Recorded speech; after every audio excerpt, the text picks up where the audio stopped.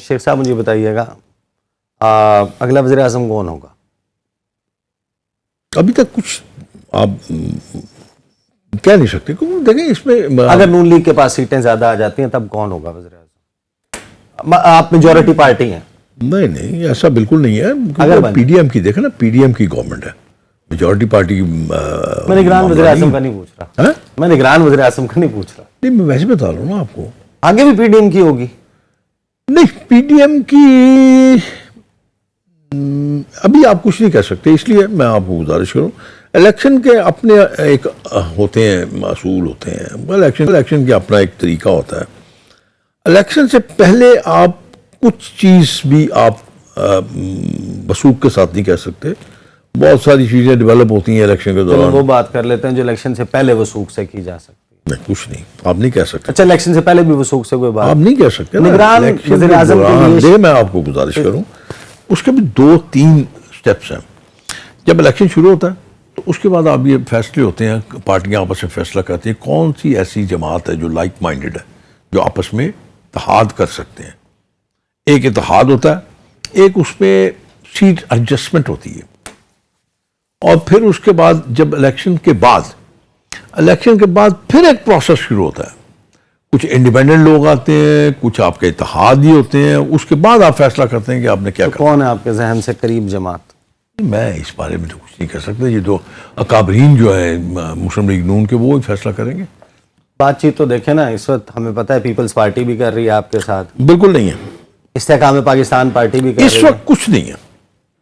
خٹک صاحب کر رہے ہیں رابطہ. اس وقت میں آپ کو گزارش کر رہا ہوں کہ اگر کوئی شخص یہ کہتا ہے تو صرف مفروضوں کی بنیاد پہ. نام فلوٹ ہوا اسحاق ڈار صاحب کا نگران وزیر اعظم کے طور پر. وہ میں نے کل بھی یہ کہا تھا کہ یہ میڈیا والوں نے میڈیا پہ ایک مہربانی کی.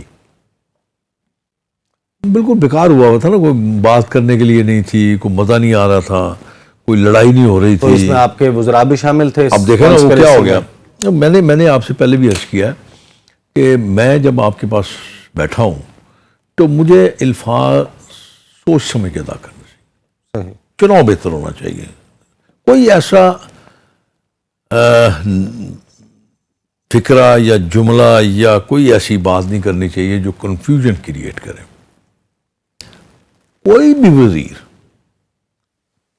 آپ کے وزراء نے جب بیپر دیے نا اس کے اوپر گفتگو کی چینل سے, میں تو گزارش کر رہا ہوں, انہوں نے تردید نہیں کی. میں وہی تو کہہ رہا ہوں. انہوں نے کہا بالکل زبردست ہو سکتا ہے, اتفاق ہونا چاہیے. میں وہی تو آپ سے گزارش کر رہا ہوں نا کہ کوئی بھی وزیر اس بات پہ حتمی رائے نہیں دے سکتا. میں اپنی پسند ناپسند تو بتا سکتا ہوں آپ کو. اپنی پسند بتائیں. میری اس میں کوئی نہیں ہے پسند. پسند کون ہے؟ میری کوئی اس میں کوئی ریزرویشن نہیں اور کوئی لائکنگ ڈس لائکنگ نہیں ہے, اس لیے کہ میرا میٹر ہی نہیں کرتا.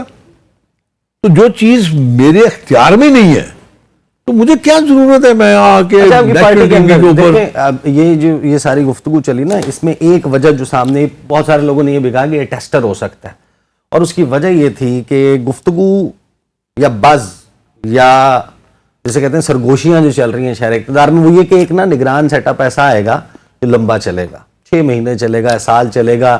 کونسل آف کامن انٹرسٹ میں چاہے وہ مردم شماری اناؤنس کروا کے ڈیلیمیٹیشن کی طرف چلے جائیں اور پھر اس کا لیگل پروسیس, اس پہ اپیلیں وغیرہ سپریم کورٹ تک, سارا پروسیس 2 مہینے کا. 2 مہینے سے زیادہ بڑا پروسیس تو نہیں ہے. سابق سیکرٹری الیکشن کمیشن میرے پروگرام میں کہہ چکے ہیں 1 سال لگ جائے گا. ایسے کہنے کو کیا ہے, ان کے کہنے سے کیا ہوتا ہے. آگے مردم شماری کی ہے 2 سال لگ گیا تھا, آپ کہہ رہے ہیں 2 مہینے میں ہو جائے گا. آپ میں صرف یہ چاہتا ہوں کہ میں آپ سے جو عرض کرنا چاہتا ہوں, میں لوگوں سے بھی پوچھتا ہوں کہ کوئی میری مدد کیجئے کہ آپ اگر فرض کیجئے آپ بیفور ٹائم ڈیزالو کرتے ہیں اسمبلیاں تو آپ کو 90 دن میکسیمم ہے. ایسا ہی ہے 90 دن. تو 90 دن پنجاب کے لیے بھی میکسیمم تھا, خیبر پختونخوا کے لیے میں شاید میں غلطی تو نہیں کہتا, معذرت کے ساتھ کہیں میرے خلاف نہ کام شروع ہو جائے. وہ میرے خیال میں سپریم کورٹ اپنے مینڈیٹ سے باہر آ گئی. کیسے؟ اب میں یہ بھی نہیں کہہ سکتا کہ جج صاحبان کو اس بات کا علم نہیں تھا کہ یہ مینڈیٹ ان کا نہیں ہے. میں یہ بھی نہیں کہہ سکتا. इलेक्शन ना हो रहा हो तो मामला सुप्रीम कोर्ट अगर टेक सर। अप कर ले तो उसमें क्या कर लें, आप कह सकते हैं कि आप ये कर दें, आप ये कर लें, आप ये कर लें, आप यूं कर लें, आप डिफाइन कर सकते हैं। आप अच्छा, clear आप इसके- 14 मई की तारीख नहीं दे सकते, तारीख देना जो है वो इलेक्शन कमीशन का काम सर, था, जी सर। या गवर्नर, वो उनकी मुशावरत, वो सारा उस तरह होना सिर्फ चाहिए। इलेक्शन कमीशन बट अगर वो नहीं कर रहे तो किसी ने तो अगर किया इंटरवीन, जी वो नहीं कर रहे, गवर्नर बलीगुर रहमान साहब के पास समरी गई थी, नहीं सर, नहीं उस समरी पे उन्होंने दस्तखत नहीं नहीं किए। सर। 48 घंटे के बाद ऐसे बहुत हुआ, सी- तहलील हो गई, अपने आप पंजाब की, अपने आप डिसॉल्व हो अपने गई। आप डिसॉल्व हो गई। उसके बाद इलेक्शन कमीशन ने राब्ता किया कि ये असेंबली तहलील हो गई है, जरा ये शेड्यूल और ये चीजें जारी करनी है। उन्होंने कहा मैंने तहलील ही नहीं की तो मैं शेड्यूल क्यों दूं। नहीं, बिल्कुल ठीक है उसने, मामला हाई कोर्ट चला गया, ठीक कहा। हाई कोर्ट उसके ऊपर प्रोसेस हाई कर कोर्ट रहा, सिर्फ- वहां से टेकअप हुआ नहीं, इलेक्शन। देखिए मैं आपको गुजारिश करूं, आप हाई कोर्ट का जो डिसीजन था वो पढ़ लीजिए, जो सुप्रीम कोर्ट का डिसीजन वो भी पढ़ लीजिए। अब यही मसला कहां से शुरू हुआ कि आप सिर्फ और सिर्फ आप ये कह सकते हैं कि जी आपका इख्तियार है, आप कॉन्स्टिट्यूशनल एक अदारा है, उनका इख्तियार है, वो डेट देंगे। अच्छा, वक्त जो है ना वो कम रह गया, ये डिबेट ना बड़ी लंबी हो जाएगी। मियां साहब जो हैं वो वापस आ रहे हैं, इंशाल्लाह क्यों नहीं आएंगे यार, कब तक? ये वो बताएंगे। वज़ीर आज़म साहब ने अपनी जो गुज़िश्ता 15 दिन में रोज़ाना तकरीर की है, 15 दिनों में जो एक जुमला मुश्तरक है उनकी तकारीर में, वो ये है कि नवाज शरीफ वापस आएंगे, चौथी मरतबा वज़ीर आज़म बनेंगे, मैं कारकुन के तौर पर खिदमत जारी रखूंगा, अगले वज़ीर आज़म नवाज शरीफ सिर्फ होंगे और उनसे- उनकी आप इसको डिस्कस ना करें। वजारत उज़्मा में मुल्क तरक्की करेगा। मैं गुजारिश जो करने जा रहा हूं, आप इसको डिस्कस ना कीजिए, आप एक चीज उनकी जो है ना अपने ऊपर तारी कर लीजिए, इतलाक कर लीजिए। एक वजीर आजम वक्त का कैसा रिश्ता निभा रहा है अपना, आप ये देखिए, इस पे गौर कीजिए जरा। नहीं, मेरा सवाल तो सुन ले, मैं इस पर गौर कर लूंगा प्रोग्राम के बाद, आप मेरा सवाल सुन लें। अब वो जो कह रहे हैं कि मियां साहब आएंगे, हमें तो यही समझ आती है उसके लिए एक लीगल प्रोसेस है ना, जब वो वापस आएंगे आपका जो मर्जी क्लेम हो कि जनाब ये गलत तरीके से निकाला, फैसला गलत था, फैसला है, अभी वो नाअहल हैं, अभी उनके ऊपर सजा मौजूद है, वो खत्म तो नहीं हुई ना, उसके लिए उन्हें वापस आना है, वापस आके उसको क्लियर करवाना है और फिर ही वो इलेक्शन लड़ पाएंगे ना, फिर ही वो वजीर आजम बन पाएंगे जो आपके प्राइम मिनिस्टर और आपकी पार्टी कह रही है।